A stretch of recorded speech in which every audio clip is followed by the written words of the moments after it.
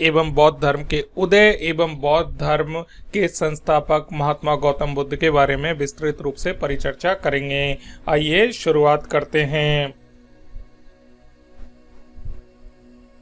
इस video lecture के तहत हम वस्तुतः निम्नलिखित बिंदुओं के अंतर्गत हमारे वीडियो को कवर करेंगे, जिसके तहत हम ये देखेंगे कि बौद्ध धर्म के उदय होने के क्या मूलभूत कारण थे।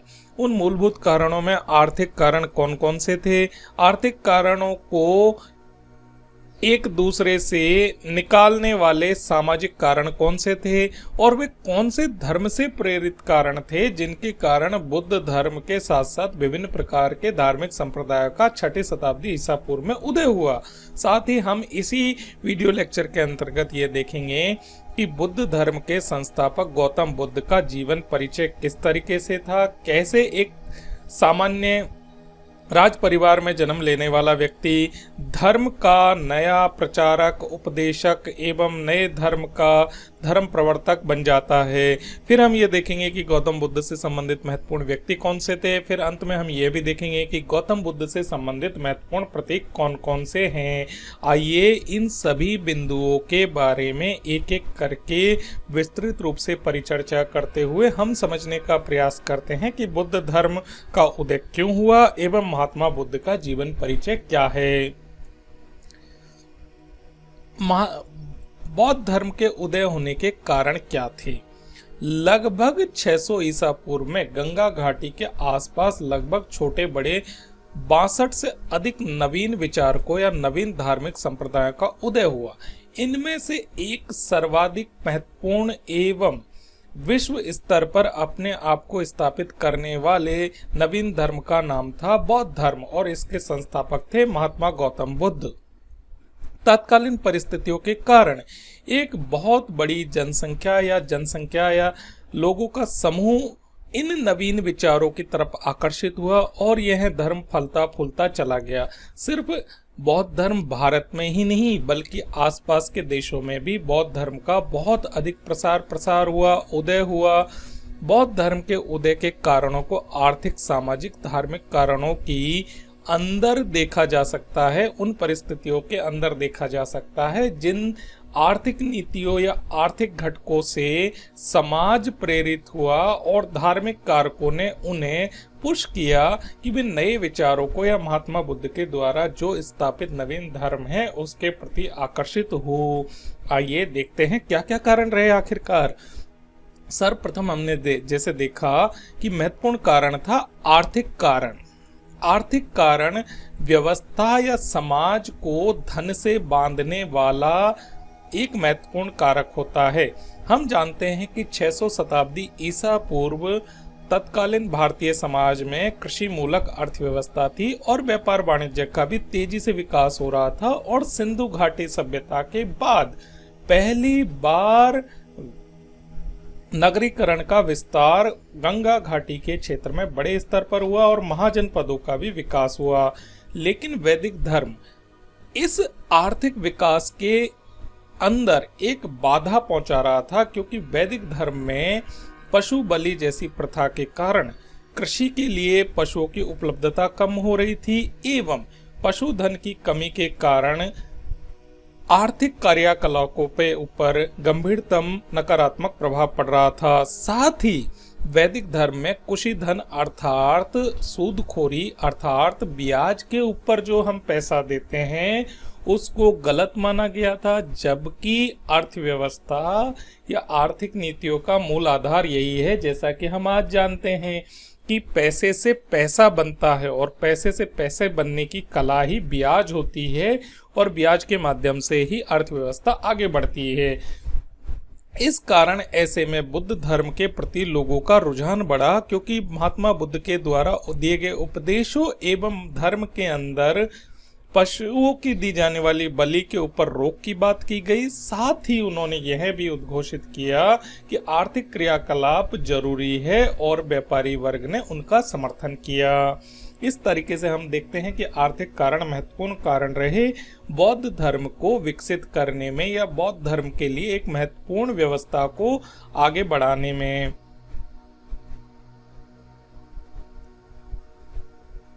दूसरा आता है सामाजिक कारण।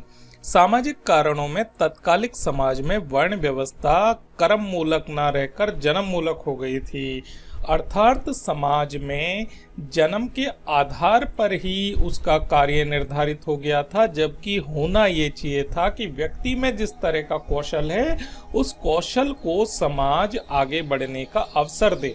जबकि समाज ने व्यक्तियों, समाज को, परिवार को एक वर्ग विशेष या एक कार्य विशेष के ऊपर बांध दिया था।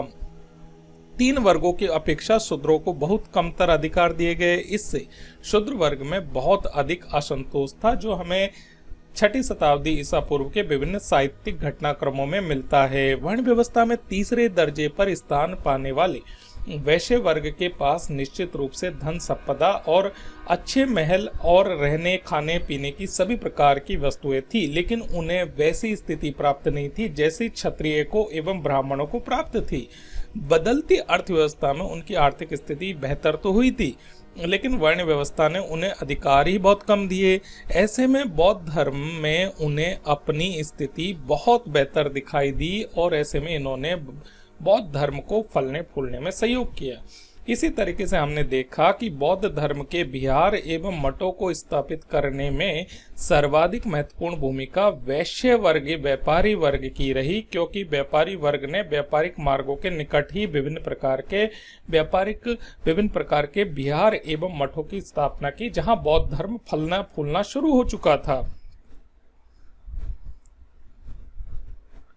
सामाजिक कारण के बाद हम देखते हैं कि धार्मिक कारण क्या थे। धर्म किस तरीके से, ब्राह्मण धर्म किस तरीके से नवीन धर्म के उदय में सहायक रहा।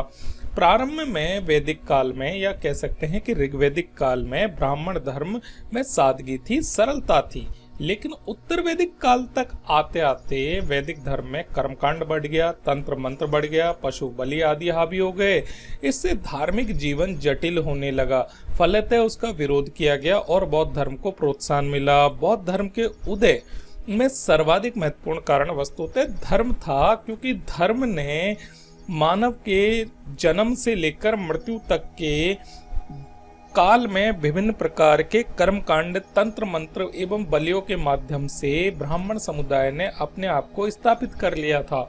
और इस जटिलता, प्रतिबंधताओं से मुक्त होने के लिए नवीन धर्म के रूप में बौद्ध धर्म सामने आता है और बौद्ध धर्म लोगों को आकर्षित करता है और जन समुदाय का एवं वैश्य वर्ग का, शूद्र वर्ग का एवं क्षत्रिय वर्ग के द्वारा भी बौद्ध धर्म को निरंतर प्रोत्साहन मिलता है और उसकी तरफ आकर्षित होते हैं। अब हम देखते हैं गौतम बुद्ध के बारे में। बौद्ध धर्म के संस्थापक गौतम बुद्ध का जीवन परिचय।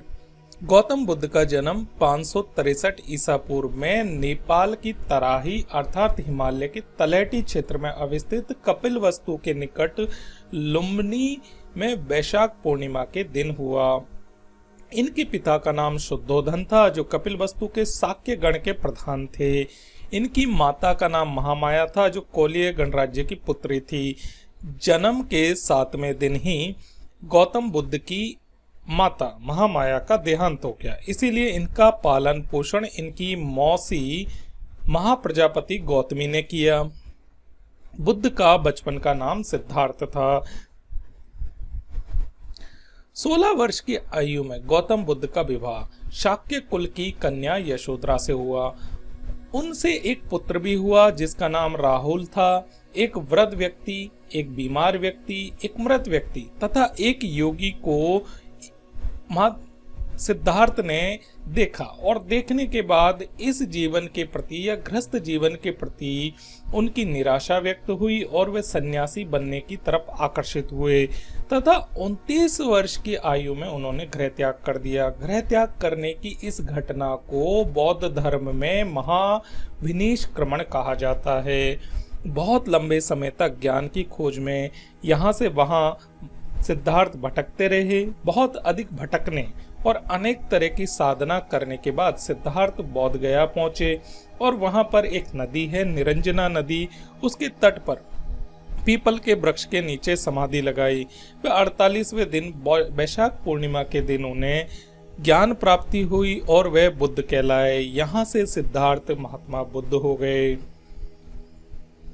ज्ञान प्राप्ति के बाद बुद्ध सारनाथ आए और सारनाथ में अपना पहला उपदेश अपने 5 पुराने मित्रों को दिया।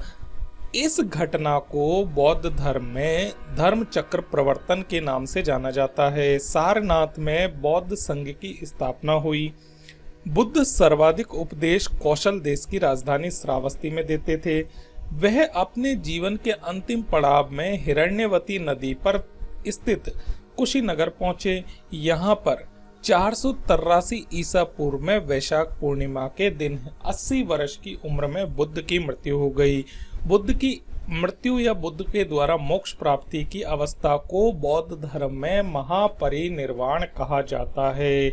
इस तरीके से हम देखते हैं कि बुद्ध ने जिस दिन गृह त्याग किया उसे महाविनिष्क्रमण कहा जाता है। बुद्ध ने जिस दिन ज्ञान प्राप्ति की, केवल्य प्राप्त किया, उस घटना को धर्म चक्र प्रवर्तन के नाम से जाना जाता है। एवं बुद्ध के द्वारा जब मोक्ष की प्राप्ति की जाती है उसे महापरिनिर्वाण किया जाता है। और संयोग की बात यह है कि बुद्ध के द्वारा ये तीनों घटनाएं वैशाख पूर्णिमा के दिन घटित होती है और 80 वर्ष की उम्र में महात्मा बुद्ध को मोक्ष की प्राप्ति होती है। बौद्ध धर्म में